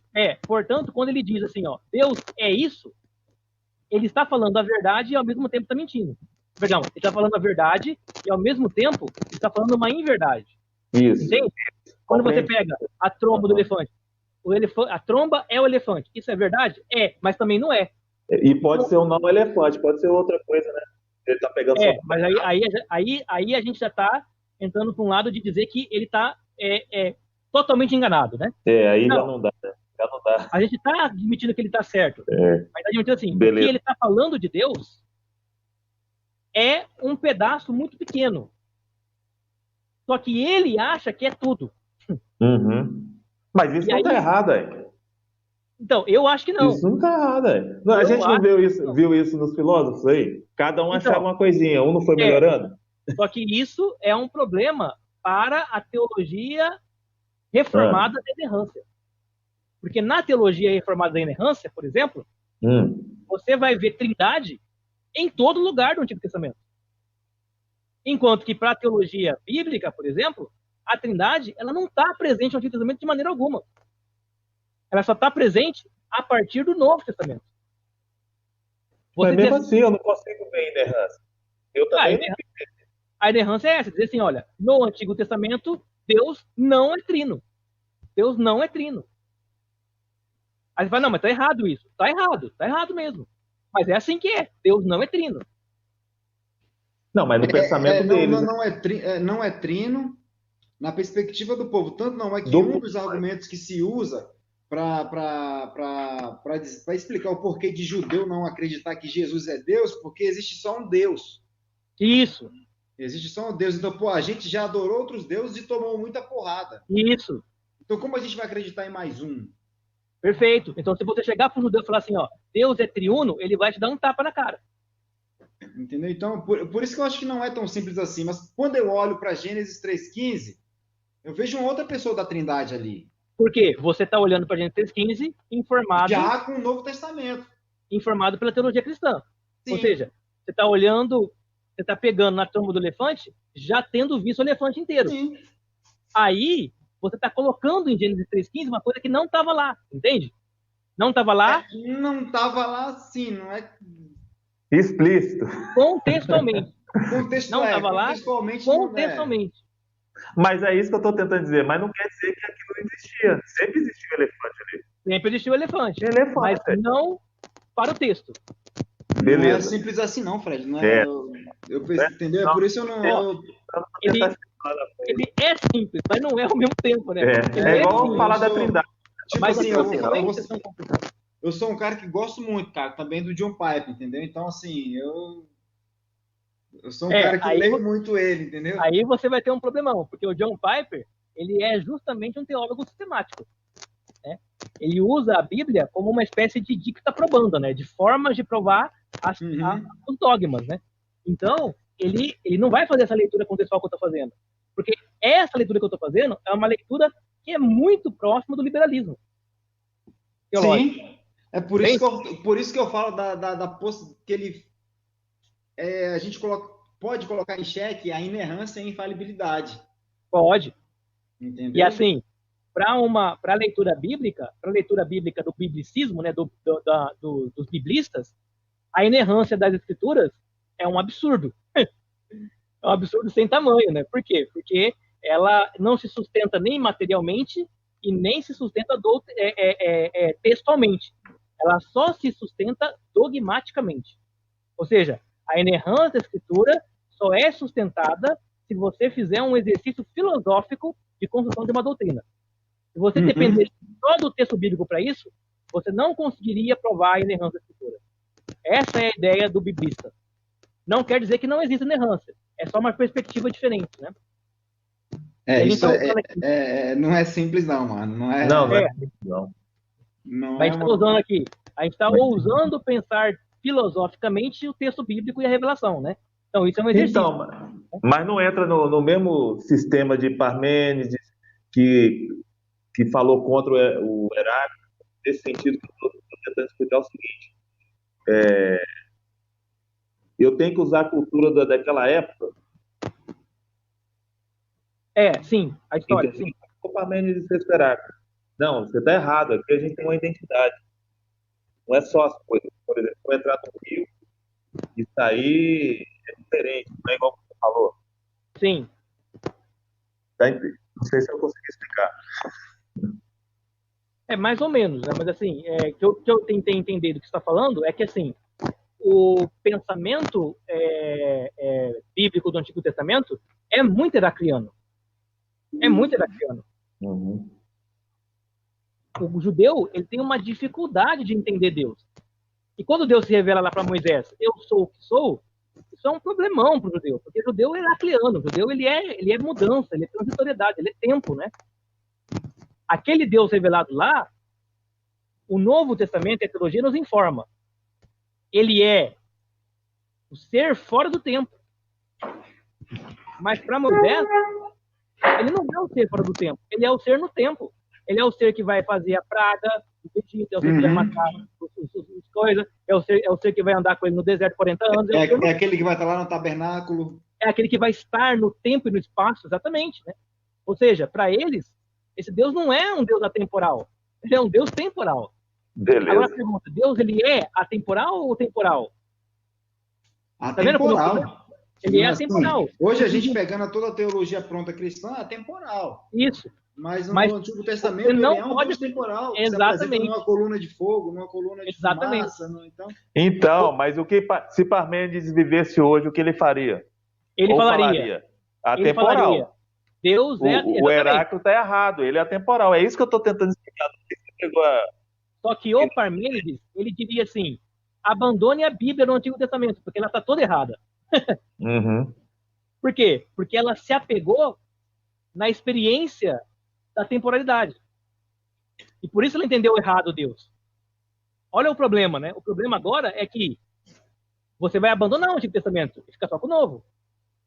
Aí se eu abandono o Antigo Testamento, como é que eu vou entender a depravação do ser humano? Você pode abandonar, Lennon, inclusive a Bíblia, e ficar só com a doutrina. Mas ele não abandonou os conceitos do Heráclito todo, não, mano? Oi? Ele não abandonou tudo do Heráclito. Não, ele só disse que o Heráclito estava ocupando o tempo dele com coisas que não eram legal. Importantes. Não era importante. O Heráclito, tipo assim, o Parmênides está falando assim, o Heráclito, você está passando a sua vida toda assistindo Big Brother. Sabe? Você está fazendo bosta, você está jogando a sua vida fora. Então, o que ele está falando assim, ó, o Antigo Testamento é uma experiência heracliana. E o que é a teologia cristã? Uma experiência parmediana. Então, o Parmênides vai falar assim, cara, esquece a Bíblia. Fica com a doutrina. Porque a doutrina determinou as verdades eternas, imutáveis e atemporais. Você vê como que é o negócio problemático? Olha, existe uma... Isso é muito da teologia liberal, né? A Bíblia, ela é o quê? Ela é a palavra de Deus ou ela contém a palavra de Deus? Né? Os liberais vão dizer que ela contém a palavra de Deus. Alguns liberais, né? A cilada da sua fala, na verdade, né? Ela está na palavra contém, né? Perdão, na palavra... no que você entende por palavra de Deus. Uhum. A Bíblia é a palavra de Deus, letra por letra? Tá, frase isso. por frase? Não. A Bíblia é a palavra de Deus, ideia por ideia? Sim, experiência entendi. por experiência? Isso. Ou a Bíblia é a palavra de Deus essencialmente falando, mas não materialmente falando? Uhum. E aí eu pergunto se... Sim, eu entendi. A palavra por palavra. Se a Bíblia é a inspiração de Deus, palavra por palavra, aqueles que blasfemaram contra Deus, era Deus falando? Pois é. E o pior, se ela é palavra por palavra, as variações dos textos que nós temos fazem com que a Bíblia seja totalmente errante. E aí o problema disso, então eu posso dizer, poxa, então passa aquela ideia de que, poxa, ela contém a palavra de Deus. Em alguns trechos ali, ela é a palavra de Deus, ela contém a palavra de Deus. Pois é, mas ela contém em que sentido? Ela contém literalmente a palavra de Deus ou contém literariamente? Ou seja, ela contém essencialmente ou contém materialmente a palavra de Deus? Vamos, assim, eu não estou dizendo que ela contém o que ela é, eu só estou querendo chegar para desenvolver um raciocínio. Porque se eu digo que ela contém essencialmente, ou se eu digo que ela contém literalmente, e não é a palavra de Deus, quem vai definir onde é que está a inspiração, onde é que é e onde é que não é? Essa é a pergunta de $1 milhão, né? E a pergunta que a igreja respondeu, a igreja, a tradição, né? A igreja respondeu dizendo, é a igreja que determina isso. E aí é outro problema, porque a igreja é formada por clérigos, homens falíveis, entendeu? E aí como é que faz? O fundo é mais embaixo, né? Por isso que eu digo, não é simples assim, cara. Não é uma simples. Coisa assim... Não. Por isso que a igreja, ela define dogmas. Ou seja, verdades que você não deve questionar, deve só abraçar e seguir cegamente. Tem coisa que não dá para entender, não, mano. Porque quando você começa a questionar o dogma, esse é o problema que você tem. Você vai perceber um monte de buraco, né? Na lógica da explicação. Eu sei. Beleza? Que, ó, o trem é tenso, mano. Não é assim, não. Bom, vamos deixar o Fred... orar mesmo, igual Deus deu exemplo lá. Orare et labutare. Et labutare. Beleza. Vamos deixar o Fred descansar aí, senão o Coronga pega ele. Beleza, amanhã falou? Amanhã não. Amanhã tem grego, né? Se der tudo certo, tem grego amanhã. Ninguém tá estudando, Zac. Todo mundo tá cagando. Pergunta direto se você tá estudando. Eu não peguei. Ô, mano, tu tá de sacanagem? Tu tá de sacanagem comigo? Tu tá dizendo que... Ninguém responde nada. Olha. Tá de sacanagem, mano? Pô, tu acha que eu tô jogando meu dinheiro fora? Eu não peguei. Essa semana eu não consegui estudar, não. Tá bravo. Valeu. Tá de saca? Bom, vou ver amanhã. Beleza, então. Vamos descansar, então. Valeu. Falou!